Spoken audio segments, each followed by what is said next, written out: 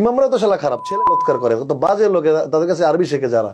এই সমাজে এগুলো ঘৃণিত অভাব আছে। টুপি একটা দিয়ে ইমাম হয়ে 5 ওয়াক্ত মসজিদে নামাজ পড়াও, যে ভাই আমি নামাজ পড়ে ছেলেদের সকালবেলা আরবি শিক্ষা দেই, আমি এগুলোর মধ্যে না। এই জায়েদ খান হচ্ছে খ্রিস্টান, ঠিক আছে, তাই কিন্তু সে হুজুরকে গালি দিল।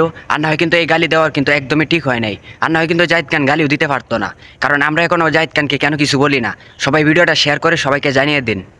বাংলাদেশের সব হুজুরা কেন খারাপ হবে ভাই?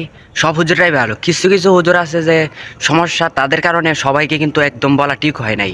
আপনি কি হিন্দু নাকি মুসলিম, এটাই তো আমার ঠিক নাই। জায়েদ খান আমার চ্যানেলে নতুন, তারা আমার চ্যানেলটাকে সাবস্ক্রাইব করে একটা লাইক করে পাশে থাকবেন।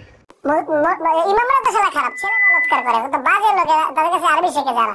এই সমাজে এগুলো ঘৃণিত অভাব আছে। টুপি একটা দিয়ে ইমাম হয়ে আমাদের ইসলাম রাষ্ট্র ইসলামকে যদি গালি দেয় তাহলে আমরা কেন বসে আছি ভাই? আপনারাও কিন্তু সবাই সাথে লাইগা যান।